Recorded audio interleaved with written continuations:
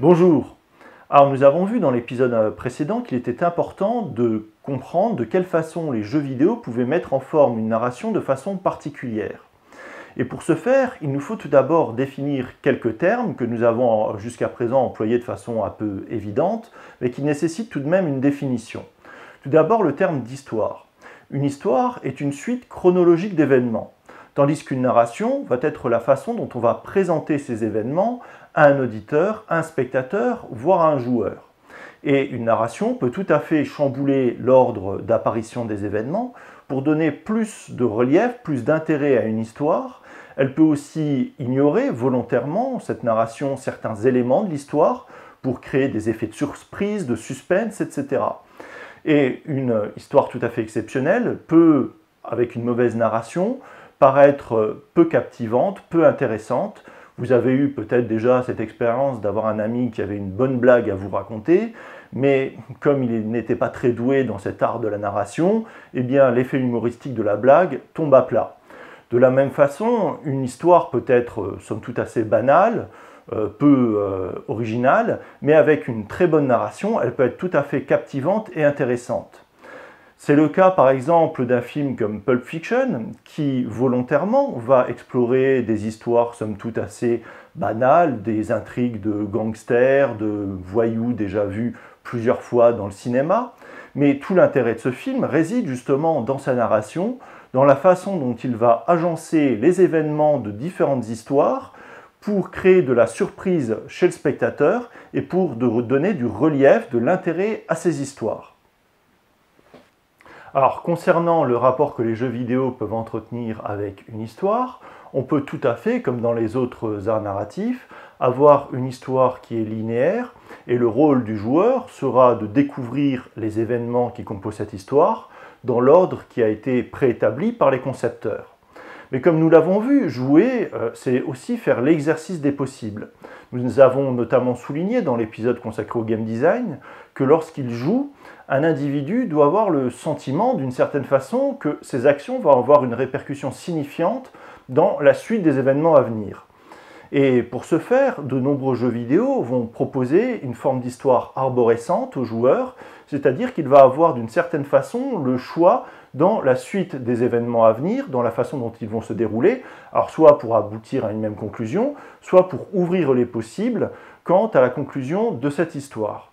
Les livres dont vous êtes le héros sont un cas emblématique de ce type de relation entre jeu et histoire, où dans ces livres qui ont eu un certain succès au cours des années 80, le joueur était invité à la fin de chaque paragraphe à choisir la suite de son histoire en se référant à chaque fois à un autre numéro de paragraphe. Et aujourd'hui, de nombreux jeux vidéo se calquent sur ce même modèle pour faire découvrir aux joueurs une histoire particulière selon l'embranchement qu'il choisit dans la suite des événements qui composent l'histoire. Mais nous avons vu à l'épisode précédent que les jeux vidéo mettent en place une forme de narration particulière, une narration spatialisée. C'est-à-dire, c'est en découvrant un espace, en découvrant un territoire, que le joueur va pouvoir prendre connaissance des événements composant une intrigue. Et lorsque le joueur a le choix dans la suite des événements composant l'histoire, eh bien très souvent cela se traduit concrètement par la forme du niveau qu'il va avoir à découvrir, par les types de lieux qu'il va être amené à explorer. Prenons par exemple Skyrim dont je vous ai déjà parlé dans une émission précédente. Dans Skyrim, le joueur commence l'aventure en bien mauvaise posture puisqu'au départ, il est détenu prisonnier avec une bande de malfrats, des bandits, et il est amené vers son exécution. Donc il commence assez mal. Et très vite, en fait, il va réussir à se libérer puisqu'un dragon vient de façon inopinée déranger cette scène d'exécution, ce qui va permettre au joueur de s'échapper. Alors il faut noter que durant les premiers moments du jeu, le joueur est somme toute assez contraint dans la suite des événements qui vont advenir, puisqu'il n'a absolument pas le choix de changer quoi que ce soit dans ce qui se passe. Il va simplement choisir un chemin prédéfini pour pouvoir s'échapper de sa captivité. Mais à un moment, il va avoir le choix de s'engager avec un garde de l'Empire ou du côté des rebelles. Et c'est un choix qu'il va devoir de plus en plus assumer au fur et à mesure de son aventure par la suite. Et au début de l'aventure, le fait de s'aventurer plutôt vers l'Empire ou vers les rebelles se traduit très concrètement par le fait de choisir d'aller dans un lieu ou dans un autre.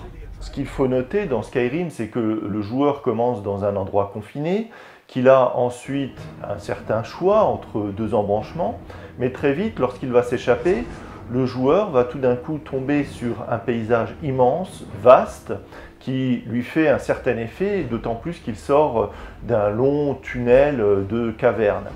Et très concrètement, cette ouverture de l'espace, cette ouverture du paysage, traduit aussi une ouverture des possibles narratifs, puisque le joueur va avoir le choix de suivre, s'il le veut, le personnage qui l'a aidé à s'échapper, et en cela il va suivre un certain élément de l'intrigue principale, mais il peut aussi tout à fait choisir de partir à l'aventure pour mener sa propre histoire, sa propre expérience de jeu. Et on voit bien ici comment dans Skyrim, la forme de la topographie, de l'espace, traduit très concrètement les possibilités narratives de l'œuvre.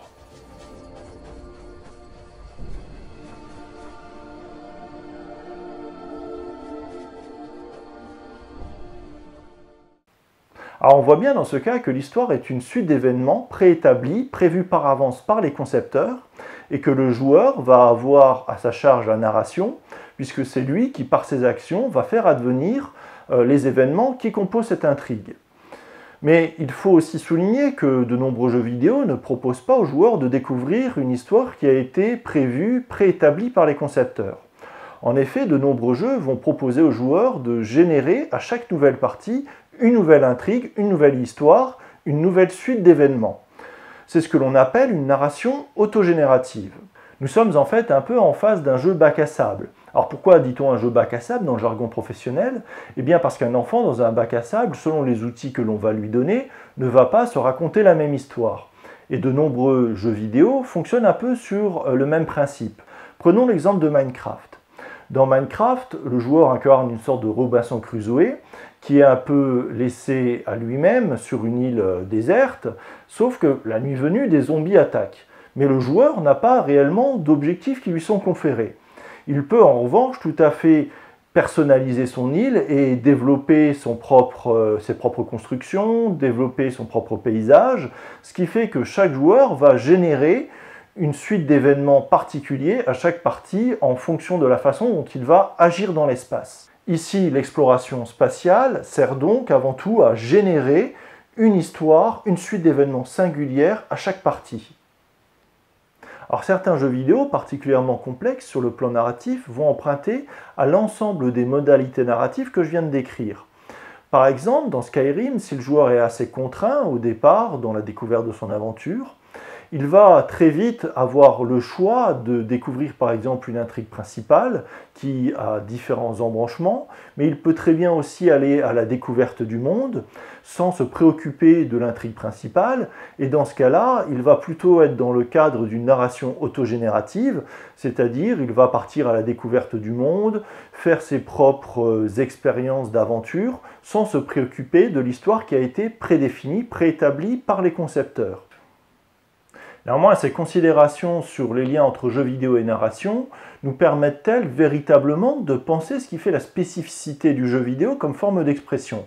Nous avons vu notamment à l'épisode précédent que des ludologues considèrent que le modèle narratif est un modèle inapproprié et qu'il faut développer de nouveaux outils pour penser les spécificités du jeu vidéo. Eh bien, nous allons voir que ces théories narratives nous permettent justement de nous représenter une des caractéristiques particulières du jeu vidéo comme forme d'expression, qui est le gameplay. Nous avons vu dans un épisode précédent que le gameplay, c'est cette dynamique d'appréhension des règles par l'action que mettent en œuvre les jeux vidéo. Eh bien, certaines théories narratives nous permettent de représenter cette dynamique. Pour le sémioticien Greimas, la narration est tout d'abord la réalisation d'un projet où un sujet passe par un conflit parce qu'il désire quelque chose. Et ce quelque chose peut être concret, par exemple de l'argent, ou abstrait, par exemple le pouvoir politique. Alors on voit bien comment cette définition pourrait aussi s'appliquer à la posture que le joueur adopte par rapport à un jeu. Après tout, un joueur ne va-t-il pas passer par une série de conflits pour réaliser un projet ludique ? Et toute la question est celle de sa motivation. Qu'est-ce qui va l'inciter justement à aller affronter l'ensemble de ces conflits?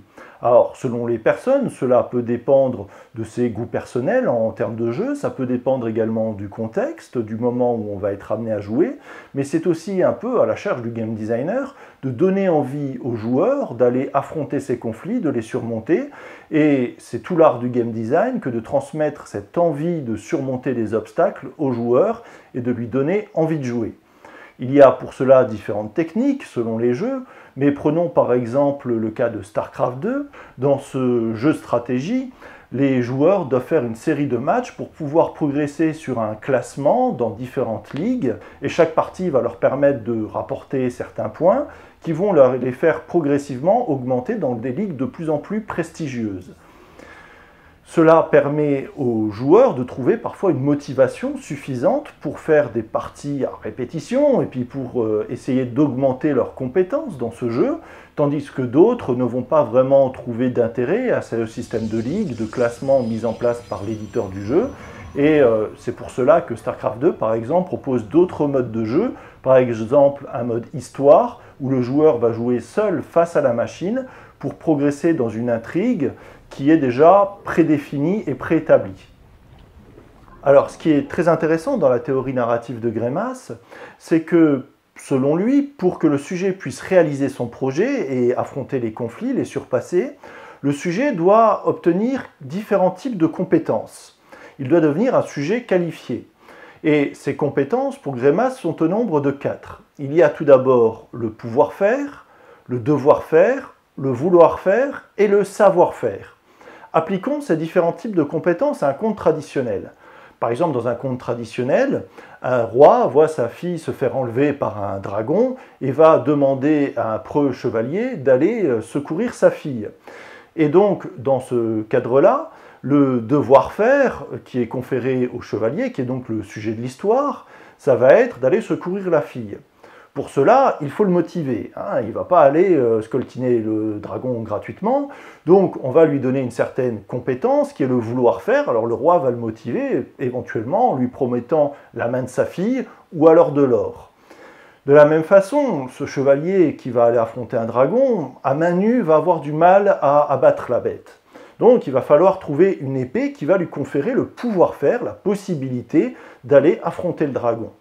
Et enfin, très souvent, les dragons sont faits d'écailles et ils ont un point faible qu'il faut réussir à trouver. Donc on peut s'imaginer que ce chevalier servant, charmant, va devoir trouver un vieux magicien qui va lui indiquer où se trouve le point faible du dragon.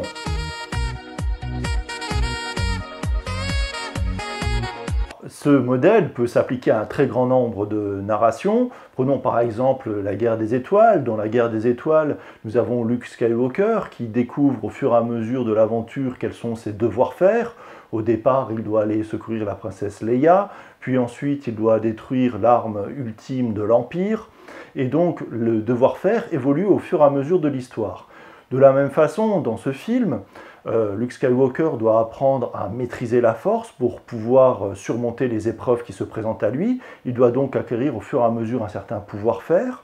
De la même façon, pour détruire l'étoile de la mort, eh bien, il faut savoir quel est le point faible de cette arme. Il doit retrouver les plans de l'étoile pour savoir où tirer avec son X-Wing. Et enfin, concernant le vouloir-faire, eh bien, celui-ci évolue aussi au fur et à mesure de l'histoire, puisqu'au début, il veut devenir pilote. Ensuite, il trouve la princesse Leia particulièrement attrayante et il se dit que ça peut être une motivation suffisante pour aller affronter l'Empire. Puis, comme la plupart d'entre vous doivent le savoir, la princesse Leia est sa sœur. Donc finalement, il va essayer de trouver une autre motivation pour aller affronter l'Empire et de devenir un Jedi.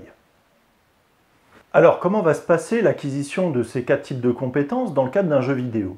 Eh bien, on peut tout d'abord noter que l'un des intérêts d'un jeu vidéo, ça va être de pouvoir expérimenter des pouvoirs-faire que l'on n'a pas à disposition dans la vie de tous les jours. En effet, par exemple, un jeu comme Grand Theft Auto repose en grande partie sur le fait que le joueur va pouvoir trouver une voiture qu'il a toujours rêvé de conduire, rouler à toute blinde sur une autoroute ou dans les rues de la ville. De la même façon, de nombreux jeux comme Doom, Counter-Strike, etc. permettent de représenter un certain pouvoir-faire à travers des objets. Par exemple, dans Doom, le joueur commence avec un petit flingue qui a très peu d'effet sur les ennemis, mais très vite il va trouver un fusil à pompe qui représente tout de suite un autre pouvoir faire, puisqu'il peut tuer les ennemis beaucoup plus rapidement. Et ensuite il va tomber sur un bazooka qui représente encore un autre type de pouvoir faire, puisque le bazooka permet de détruire une zone d'effet avec beaucoup d'efficacité. De la même façon, dans les jeux de baston, comme par exemple Street Fighter 2, chaque personnage va représenter un pouvoir-faire particulier, des modalités d'action particulières, et va représenter un style de jeu bien à lui. Donc on pourrait se dire que le pouvoir-faire dans un jeu vidéo va dépendre de la structure de jeu, du game. C'est elle qui va proposer ces modalités d'action au joueur et quelque part va lui donner envie de s'en saisir. De la même façon, le devoir-faire dépend également aussi du jeu. C'est le jeu qui va donner ou non des objectifs aux joueurs, alors libre après aux joueurs de les suivre ou non, mais en tout cas c'est le jeu qui va définir quels sont les objectifs que le joueur est censé atteindre pour progresser dans l'intrigue. Et celui-ci peut toujours être renouvelé, comme le montre par exemple Mario, où finalement la princesse se trouve toujours dans un autre château et où on progresse de cette façon-là à travers les niveaux. Alors, en revanche, ce qui concerne le savoir-faire va dépendre du joueur, car c'est très bien, par exemple, dans Flight Simulator d'avoir la possibilité, le pouvoir-faire de piloter un avion de ligne, encore faut-il savoir le faire décoller. Et très nombreux jeux consistent justement, pour le joueur, à progresser dans son savoir-faire, à l'acquérir. Il y a une forme de courbe d'apprentissage dans les jeux, où le joueur va peu à peu augmenter son savoir-faire, pour prendre en main le jeu et pour explorer les différents pouvoirs-faire qui lui sont conférés. Dans StarCraft 2, une part importante de la logique de progression dans les ligues tient justement à l'acquisition sans cesse croissante de savoir-faire. En effet, le joueur va tout d'abord devoir apprendre à gérer économiquement sa base, puis ensuite à mener de front des attaques tout en continuant à développer son économie. Il devra aussi apprendre le maniement de chacune des unités, puis les différentes stratégies permettant de contrer celles de l'adversaire. En somme, StarCraft 2 est un jeu avec une courbe d'apprentissage très conséquente. Et de nombreuses vidéos sur Internet ont justement pour vocation d'apprendre aux joueurs les rudiments de StarCraft 2, puis ensuite les stratégies plus avancées. Ces savoir-faire renvoient en somme à ce que les joueurs appellent entre eux le skill. Et enfin, le vouloir-faire dépend également du joueur. En effet, si celui-ci n'est pas motivé pour jouer, eh bien le jeu ne pourra pas l'y obliger.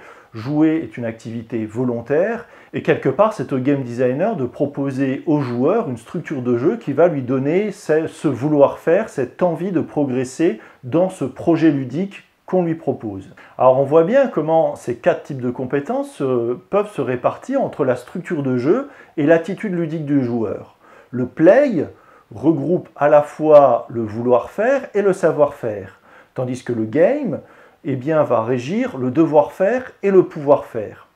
Et en fait, on peut considérer qu'il y a une forme de boucle entre ces quatre compétences, et donc finalement, on va parler de boucle de gameplay, le gameplay étant cette dynamique de découverte de ces quatre compétences et d'appréhension de ces quatre compétences que va délivrer le jeu et qui vont être appréhendées par le joueur.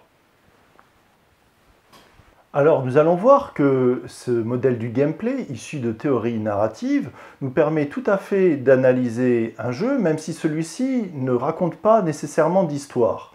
Je vous avais dit à la fin de l'épisode précédent qu'il allait nous être possible d'analyser Tetris selon un modèle narratif. Eh bien, le gameplay de Tetris peut tout à fait être analysé dans la façon dont le joueur va être amené à faire l'acquisition de ces quatre types de compétences. En effet, dans Tetris, au départ, le devoir-faire est somme toute assez minime, puisqu'il s'agit de faire une première ligne, puis ensuite quelques autres, pour pouvoir progresser dans le jeu. De la même façon, le pouvoir-faire est également assez restreint, puisque le joueur n'a la possibilité que de jouer sur la rotation des pièces, sur leur déplacement latéral et sur leur vitesse de descente. Et de cette façon-là, au départ, le savoir-faire pour pouvoir réaliser le premier objectif, qui est de faire quelques lignes, est somme toute assez rapide à acquérir. Mais très vite, le devoir-faire va se complexifier, car les lignes vont descendre de plus en plus vite, au fur et à mesure des niveaux, selon les versions, et il va falloir faire de plus en plus de lignes pour passer au niveau suivant, ou pour pouvoir durer dans le temps. Et de cette façon-là, le savoir-faire va devoir progresser de plus en plus. Et la courbe d'apprentissage de Tetris représente bien cet adage des game designers lorsque l'on veut faire un jeu qui a une durée de vie conséquente. C'est un jeu difficile à maîtriser, mais facile à apprendre.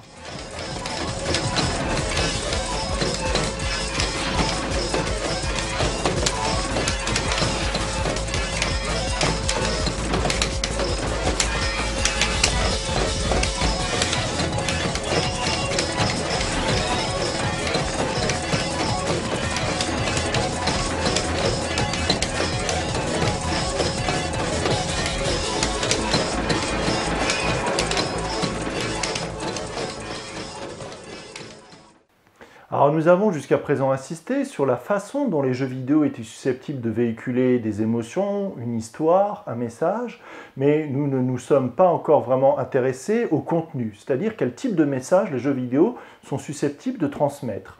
Et nous interrogerons cet aspect dans un prochain épisode qui portera sur les liens entre jeux vidéo et idéologie.